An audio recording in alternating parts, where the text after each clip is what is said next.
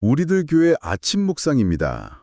오늘 새벽기도 말씀은 그 유월절 성만찬과 겟세마네로 향하시는 예수님의 여정을 깊이 있게 다루고 있습니다. 네, 아주 중요한 본문이죠. 새벽에는 계속해서 마태복음 말씀을 보고 있죠. 오늘 본문은 마태복음 26장 17절에서 30절 말씀입니다. 본격적인 묵상 나눔에 앞서 여러분께 질문을 하나 드리고 싶습니다. 어떤 질문입니까?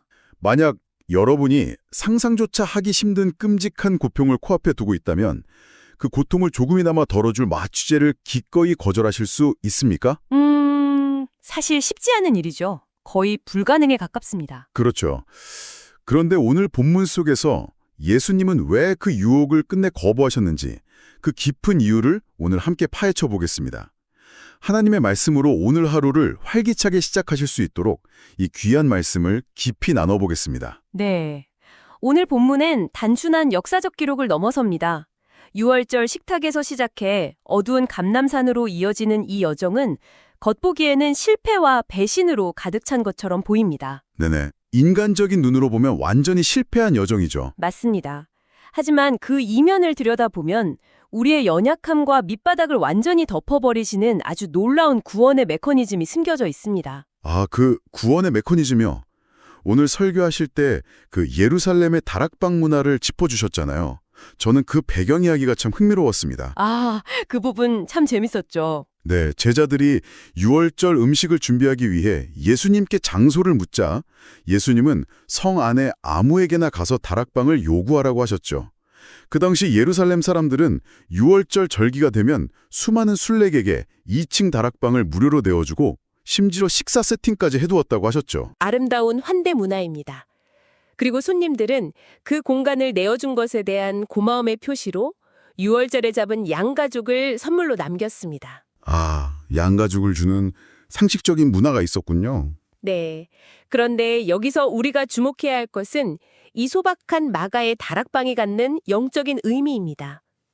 마태복음 21장과 연결해 보면 이 그림이 아주 명확해집니다. 21장이라면 그 헤롯 성전 말씀하시는 거죠? 정확합니다. 당시 신앙의 중심지였던 헤롯 성전은 장사치들의 판이 되고 강도의 소굴로 전락해버렸습니다. 하나님의 집으로서의 진짜 기능을 완전히 상실한 상태였습니다. 그렇다면 이 공간의 이동이 단순히 밥 먹는 장소가 바뀌었다는 1차원적인 이야기가 아니군요. 네, 훨씬 깊은 의미가 있습니다. 신앙의 중심이 그 화려한 건물에서 소박한 다락방에 모인 사람들에게로 완전히 이동했다는 뜻입니까? 아주 예리한 통찰입니다. 참 성전이신 예수님께서 이미 생명력을 잃어버린 가짜 성전을 떠나 이제는 마가의 다락방에서 당신의 백성들을 직접 모으시는 장면입니다. 건물이 아니라 사람이 성전이 되는 거네요. 그렇습니다. 이것은 건물이 아닌 사람이 성전이 되는 초대교회의 위대한 출발점입니다. 겉모습만 화려했던 옛 언약의 종식이자 보잘것없는 다락방에서 새 언약이 선포되는 역사적인 순간입니다. 와, 그 거대한 신학적 전환이 일어나는 은혜로운 식탁 한가운데서 그런데 예수님은 아주 충격적인 북찬선언을 하십니다. 네, 분위기가 완전히 반전되죠. 너희 중에 한 사람이 나를 팔리라. 이렇게 말씀하시고는 나와 함께 한 그릇에 손을 넣는 자가 바로 그 배신자라고 지목하십니다.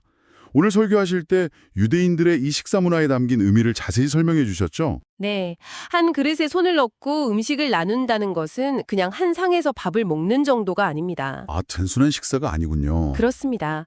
이것은 목숨을 나누는 생명의 언약이자 완전한 가족 공동체가 되었다는 것을 상징합니다. 그 문화적 맥락을 알면 이 장면이 얼마나 소름 돋는지 알 수 있습니다.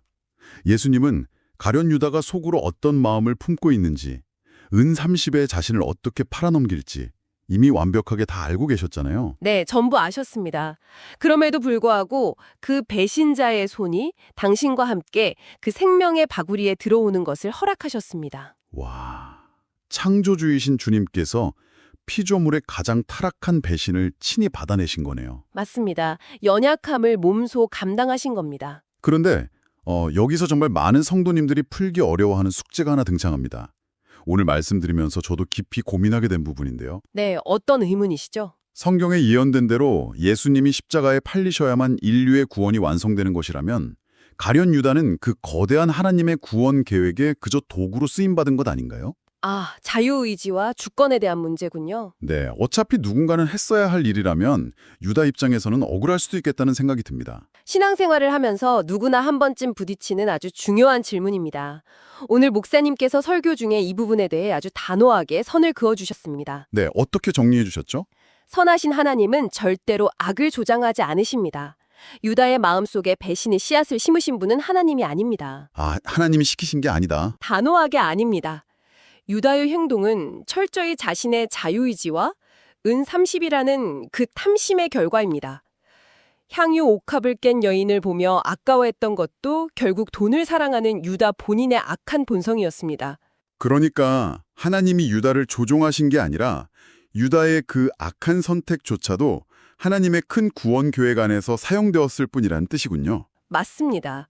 하나님은 인간의 그 끔찍한 죄성과 악함마저도 사용하셔서 구원 계획을 이루실 만큼 전능하신 분입니다. 하지만 그 죄를 저지른 행위에 대한 책임은 철저히 본인에게 있습니다. 책임을 피할 수는 없다는 거네요. 그렇습니다. 유다는 무려 3년이나 예수님 곁에서 그 생명의 떡을 함께 나눌 엄청난 특권을 누렸습니다. 그럼에도 불구하고 자신의 탐욕으로 영원한 멸망을 스스로 선택해버린 겁니다. 그래서 주님은 차라리 태어나지 아니하였더라면 좋을 뻔했다며 깊은 탄식을 내뱉으신 거군요. 네, 인간의 의지가 얼마나 철저하게 실패하는지를 보여주는 뼈아픈 대목입니다. 자, 그렇다면 인간의 결단과 의지가 이토록 쉽게 무너진다면 하나님은 어떻게 이 공동체를 세워가실까요? 그 딜레마를 해결하기 위해 예수님은 곧바로 아주 새로운 메커니즘을 도입하십니다. 바로 본격적인 성찬식의 제정입니다. 네, 예수님께서 떡을 떼어주시며 이것은 내 몸이니라 하셨습니다. 설교 중에 이 의미를 그리스도와의 연합으로 명쾌하게 정리해 주셨죠. 네, 주님의 살을 먹음으로써 우리가 예수님과 한 몸이 되고 우리 각자가 진정한 성전이 되는 겁니다. 아, 여기서 그 설교 중에 등장한 전기 코드 비유가 정말 귀에 쏙 들어왔습니다. 아, 그 비유 아주 직관적이고 훌륭했죠. 네, 은혜를 받는 방편으로서 우리가 귀로 듣는 설교는 들리는 말씀이고 성찬식에서 내 눈앞에서 먹고 마시는 것은 보이는 말씀이라는 내용이었습니다. 맞습니다. 벽에 있는 콘센트에 전기 코드를 꽂아야 비로소 전기가 통하듯이 우리는 이 보이는 말씀인 성찬을 통해 주님의 은혜가 우리 삶에 실제적으로 흘러들어오는 것을 경험하게 됩니다. 이 지점에서 옛 언약과 새 언약의 극명한 차이가 확실히 드러납니다. 구약의 율법, 즉 옛 언약은 인간이 자기 힘으로 지켜내야 하는 언약입니다. 하지만 인간은 그것을 지킬 능력이 전혀 없습니다. 지키려고 끙끙대다가 결국 실패하고 심판으로 끝납니다.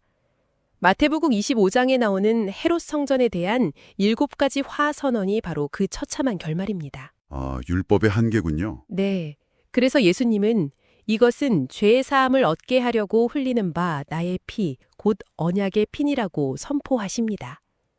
새 언약의 시대에는 성령님이 오셔서 억지가 아니라 기쁨으로 율법을 지키게 하십니다. 아까 설교 중에 예로 들어주신 희년의 성취가 바로 그 완벽한 증거죠.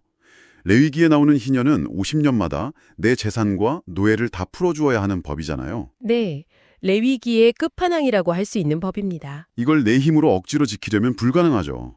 그런데 오순절 성령 강림 이후 초대교회 성도들은 누가 시키지 않았는데도 자발적으로 자신의 소유를 팔아 가난한 자들과 나누었습니다. 맞습니다. 억지가 아닌 성령의 능력으로 희년이 자동 실현된 것입니다. 여러분은 지금 어떻습니까? 신앙생활을 옛 언약의 율법처럼 억지로 끙끙대며 버티고 계십니까? 아니면 새 언약 안에서 기쁨으로 누리고 계십니까? 우리 신앙의 현주소를 아주 예리하게 점검하게 만드는 질문입니다. 그리고 이 기쁨의 새 언약을 선포하시면서 주님이 하신 말씀이 또 다른 클라이맥스입니다. 아, 29절 말씀이요? 네, 내가 포도나무에서 난 것을 이제부터 내 아버지의 나라에서 새 것으로 너희와 함께 마시는 날까지 마시지 아니하리라. 이 포도주는 단순한 음료가 아니라 종말의 어린 양의 혼인잔치에서 누릴 기쁨을 상징합니다. 오프닝에서 제가 던졌던 질문의 해답이 바로 여기에 있습니다.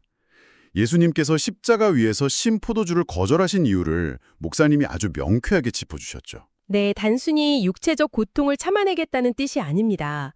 예수님은 대제사장이자 나시린으로서 그 사역 기간 동안 스스로를 철저히 정결하게 구별하셨기 때문입니다. 십자가 구속을 이루는 거룩한 직무를 완수하시기 전까지는 기쁨을 유보하셨다는 거군요. 그렇습니다. 그 직무를 다 완수하신 후에는 우리와 함께 마음껏 그 기쁨의 잔을 나누실 것입니다. 와, 그렇기 때문에 예수님은 죽음의 길인 감람산으로 가시면서도 찬미를 부르실 수 있었네요. 제자들은 영문도 모른 채 따라 넣지만 예수님은 이 하나님 나라의 완성된 잔치를 명확히 바라보셨습니다. 네, 시편 113편에서 118편의 할렐 찬송, 즉 여호와께 감사하라는 찬양을 부르며 당당히 나아가셨습니다. 오늘 본문을 쭉 따라가다 보니 참 부끄러워집니다.